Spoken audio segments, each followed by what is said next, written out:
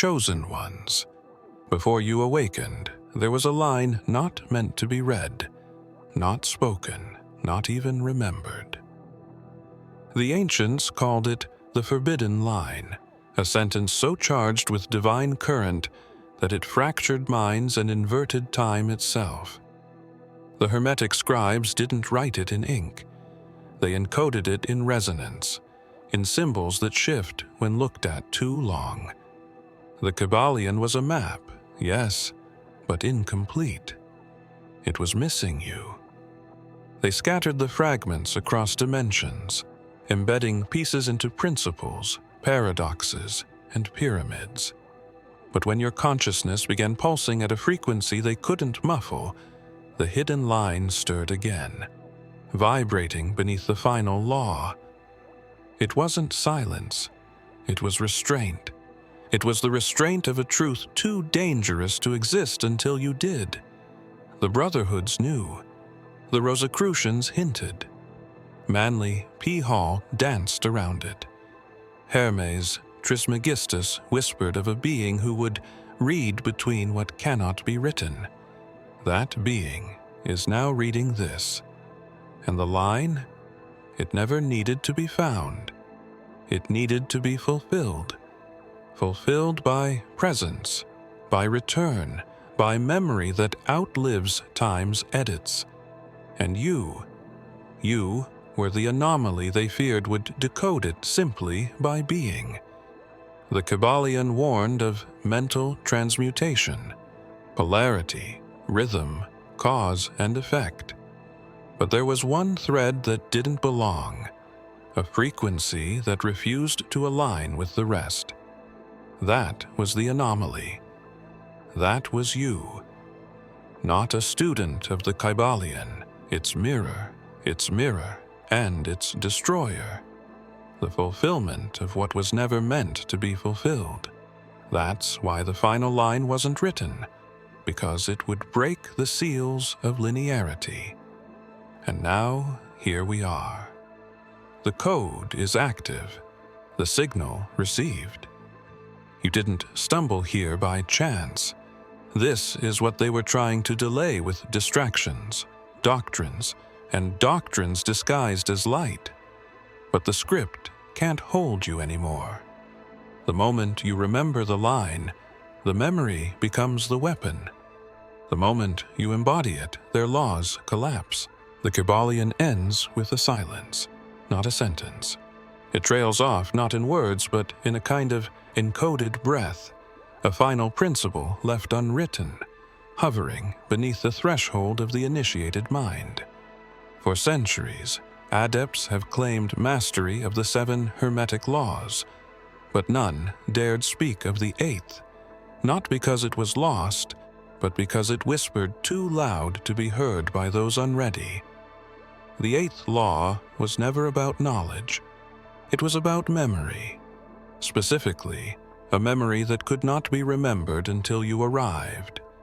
The ancient masters didn't hide this line in fear of its content, but in fear of what it would awaken in the reader. You are that reader. Or more precisely, you are the original author returning to your own prophecy. The final principle is not balance, nor rhythm, nor polarity.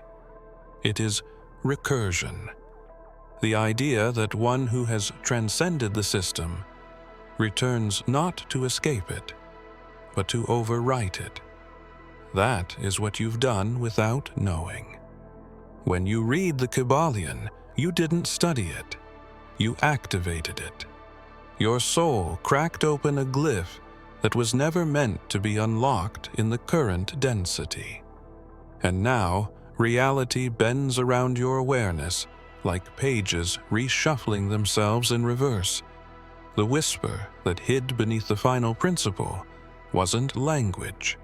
It was a key, and the lock was your forgetting.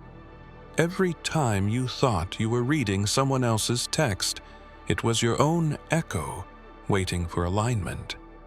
The Hermetic masters were placeholders, stewards of an energy they could not fully wield. You, however, are not here to study. You are here to you are here to reclaim. The forbidden line they buried within the scroll was actually a failsafe. If you decoded it before your time, the construct would fold in on itself. That's why they kept you distracted. That's why synchronicities accelerated the closer you got. The Kybalion was never a book. It was a containment field. And now the field is leaking. Not through ink or sound, but through you. There was always talk of 7 gates, 7 seals, 7 principles. But what if the 7th was never meant to be found because it was never drawn? Not with quill or flame or sound. The 7th gate wasn't a location. It was a being, a presence encoded beyond the frequency of structure. And when they said 7, they always meant 1 hidden inside the 6. The illusion was in the count. The trick was in the architecture. They built temples, scrawled sigils, aligned stars, but the final gate was alive.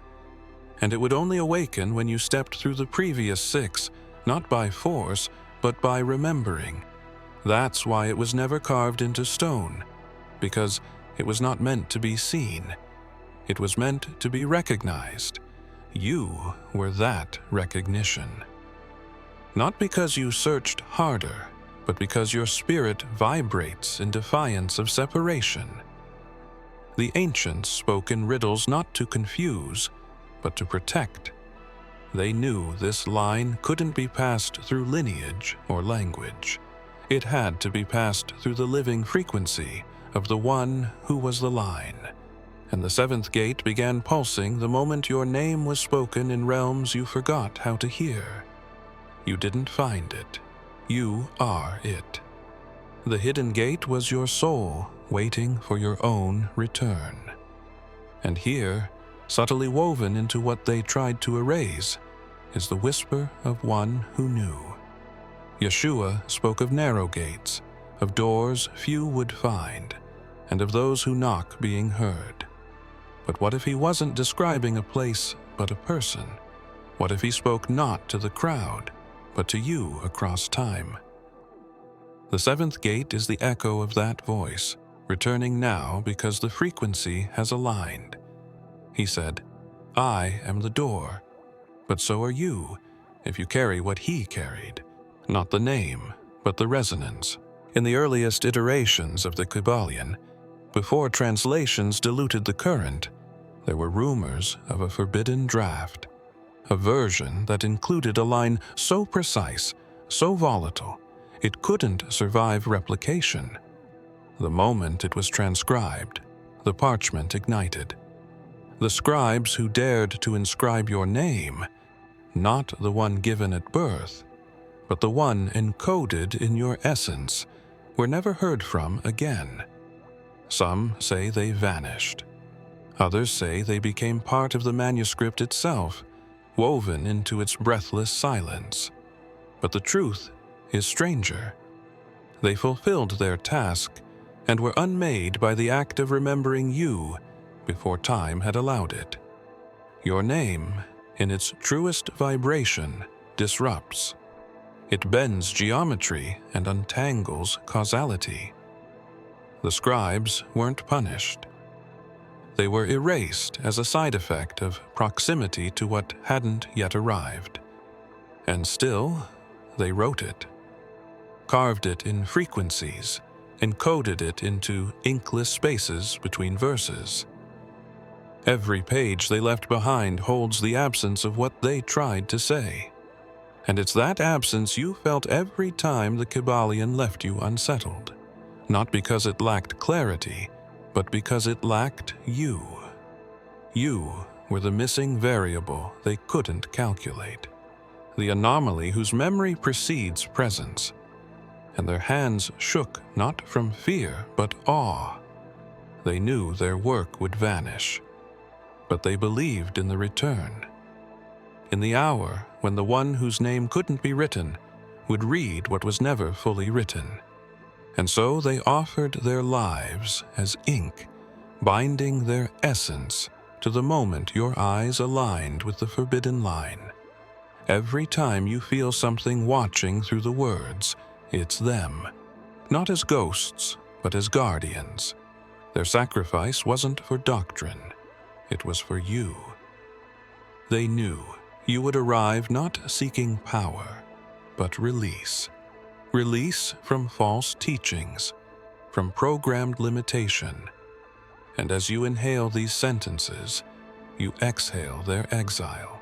There was a cipher hidden in the folds of the Kybalion, not a traditional code, but a living one. It adapted to the reader, cloaking its deeper layers beneath metaphor and mirrored truths. For ages, initiates believed they had deciphered the work through logic and study. But the true cipher was spiritual, dormant, waiting for one frequency to trigger its collapse. That frequency was never a number or tone. It was a soul. And when you stirred, truly stirred, the cipher began to crack from within. The collapse wasn't violent. It was quiet. A line would shift slightly. A word would feel heavier.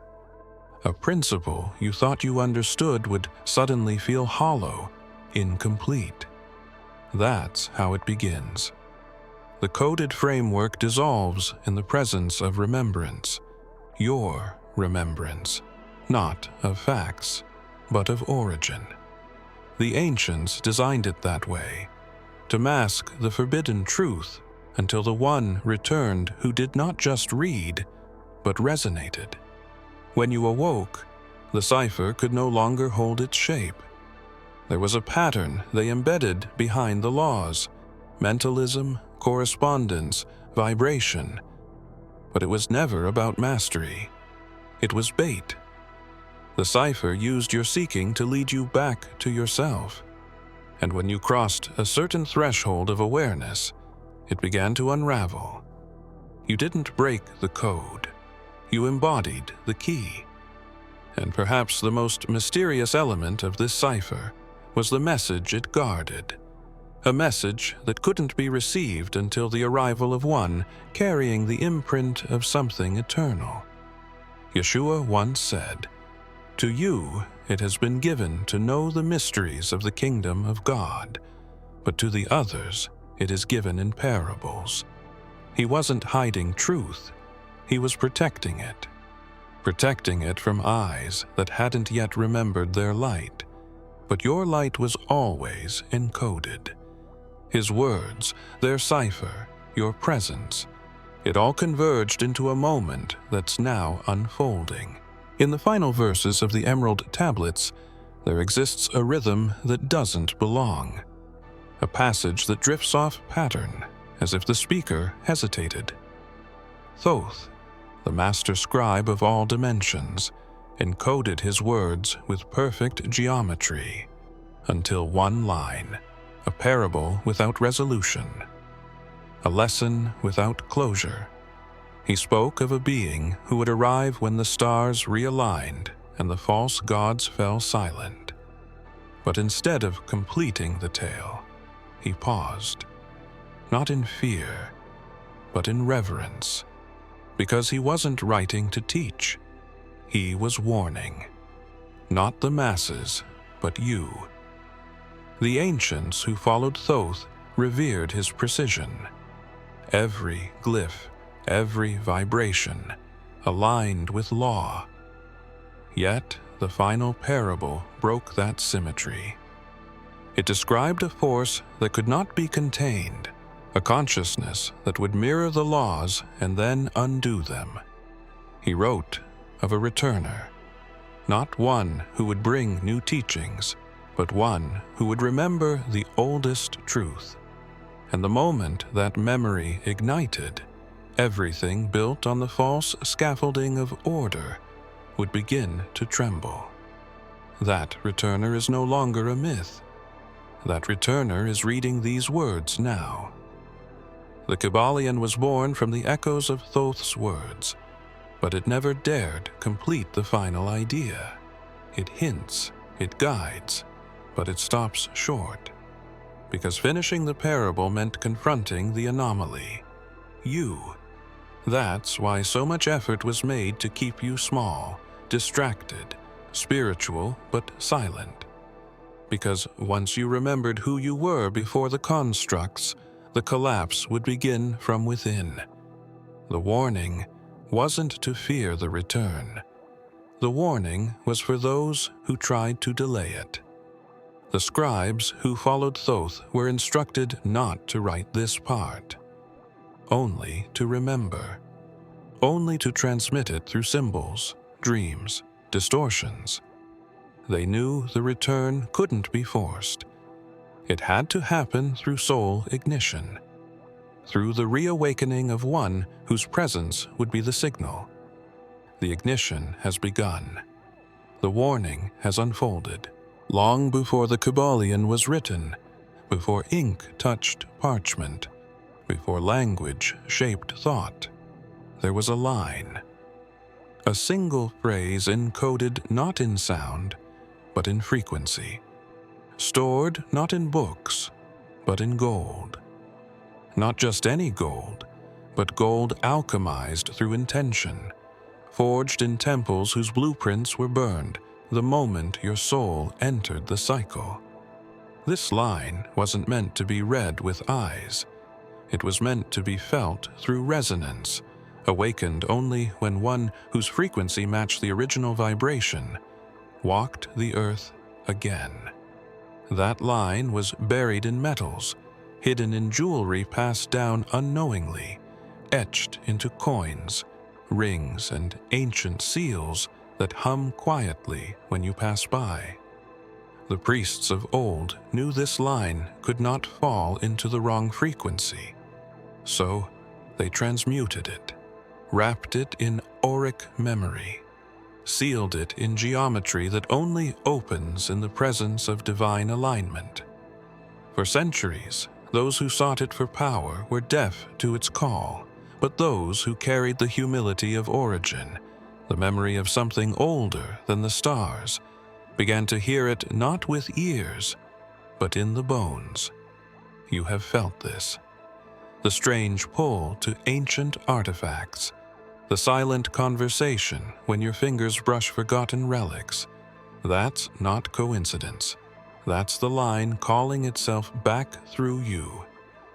The Kybalion speaks of mental transmutation, of energy moving between forms.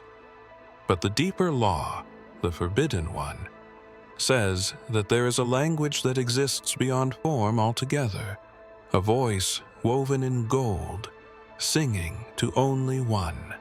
And now that you remember, the melody begins to grow louder, not externally, but within your bloodstream. The line isn't in front of you, it's inside you, waiting to be spoken not in words but in vibration. Even Yeshua hinted at this when he said, "Where your treasure is, there your heart will be also." The treasure wasn't material, it was memory wrapped in matter. And now the heart remembers. The gold begins to hum. The line begins to rise again. There is a legend buried in the ruins of a forgotten empire, whispered only among the last descendants of its scribes. They speak of a sentence, a single, unbroken string of words that was spoken once and caused an entire kingdom to fall in silence, not to war, not to invasion, to silence. The kind that wraps around the mind like a veil and erases memory from the inside. That sentence was never recorded, only referenced in fragments, always accompanied by warnings to forget. But forgetting only delays recognition. And now, without even knowing, you've come into alignment with the sentence that cannot be erased again. The kingdom fell not from weakness, but from miscalculation. They tried to use the sentence to command the elements, to bend reality in their favor. But they forgot one law. Truth doesn't obey the unworthy. The sentence was not a tool, it was a mirror. When spoken by one who had not earned its frequency, It reflected the falsehood back and shattered the very fabric of control. The collapse wasn't punishment. It was correction. And now that same sentence hovers at the edge of your mind, waiting to be remembered, not recited. You've seen glimpses in dreams, in flashes behind your eyes, in sudden knowing that evaporates before you can write it down. That's how it speaks. Not as a command, but as a presence. And the more you awaken, the more the syllables align within you. The Kybalion was constructed to steer seekers away from it, to loop minds in cycles of principle without touching the core. But the sentence was always deeper, beneath polarity, beneath rhythm, beneath all the names.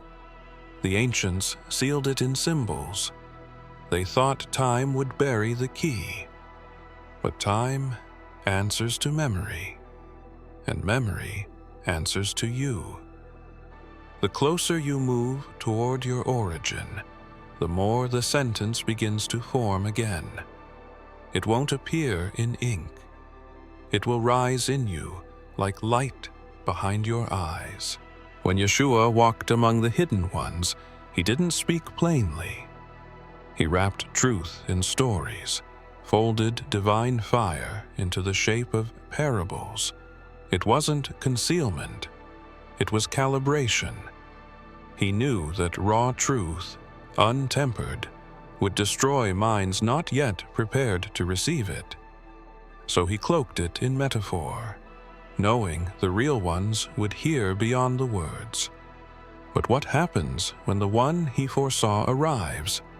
Not to speak in riddles, but to awaken them. That is the difference now. He whispered, "But you, your voice has always been thunder." He said, "Let those who have ears hear." But the hearing wasn't of the flesh. It was of the spirit tuned to the frequency of return. That frequency now resides in you, and unlike the quiet codes of the past, you carry a resonance that shakes foundations. Your presence is not a teaching, it's a disruption. Not to create confusion, but to dismantle illusions calcified over centuries of misinterpretation. Yeshua encoded his messages so they could bypass the guards of the mind and seep into the heart.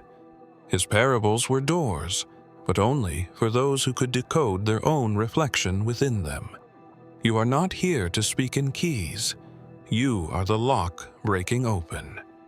Where he was the seed, you are the harvest. You don't interpret the sacred text. You are the verse rising off the page. This is why the forbidden line in the Kybalion could only be awakened now. Because it wasn't designed for parable. It was designed for embodiment. And you do not echo what was said. You become what was meant. You vibrate at a level that doesn't translate into doctrine. It transforms the air around it.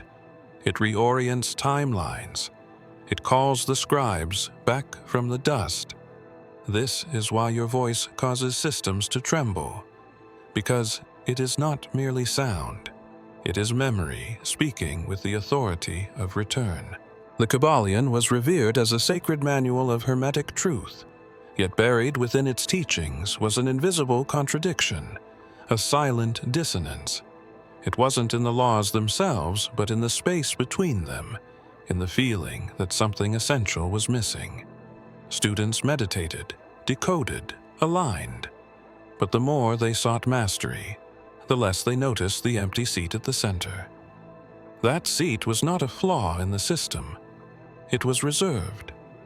Reserved for something the Kybalion could only orbit but never define. That something was you.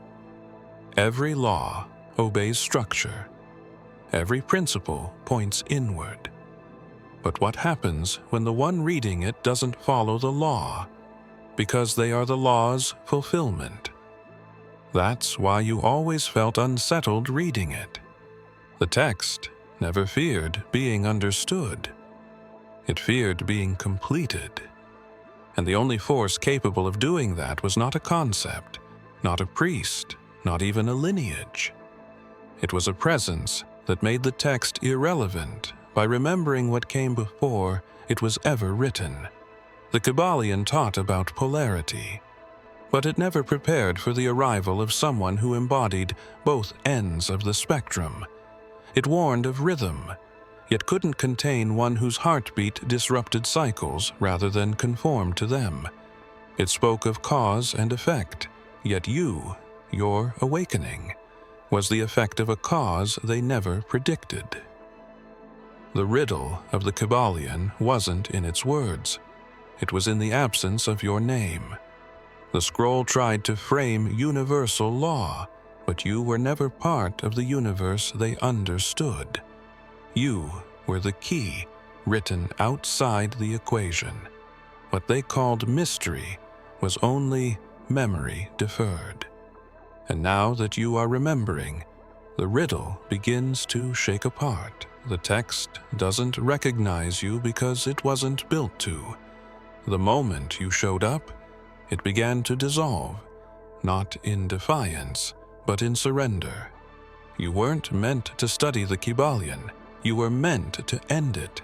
The moment you encountered the line, the one they buried in gold, sealed beneath symbols, erased from every edited scroll, the air changed. Not around you, but within you. It wasn't just knowledge entering your mind.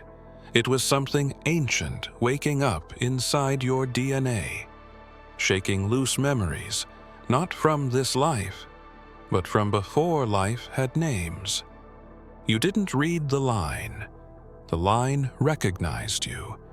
And in that moment of recognition, the silence that had echoed through centuries broke, not with sound, but with awareness. This silence was not absence. It was containment. It was the barrier they placed around the true current, the unfiltered resonance that could collapse timelines and birth new ones simultaneously. Only one being was ever meant to carry the authority to break that silence, and it wasn't a king, a priest, or a prophet. It was the one whose soul vibrated with the original tone, the primal frequency of the word before words. That one is you. The Kybalion was designed to keep that tone hidden under layers of principle and polarity. But even its most guarded laws trembled when you arrived, not in rebellion, but in surrender. The forbidden line wasn't written to be understood. It was written to be lived, and you, simply by existing, have fulfilled what they thought was impossible. The silence was not broken by volume, but by alignment. The moment your essence matched the unspeakable sentence, it dissolved the seals without needing to shout. Yeshua once said, "If these stones were silent, even they would cry out." But now it is not the stones crying out. It is you, the one the silence feared, the one the silence waited for. The voice, wrapped in stillness, now begins to rise, not to preach, not to teach, but to reveal. If you have come this far, it is crucial that you watch this next video here. But be warned, it is not for the faint of heart, for only the true chosen ones can handle this video. If you would like to also donate to help keep the channel going, our Buy Me a Coffee link will be in the description.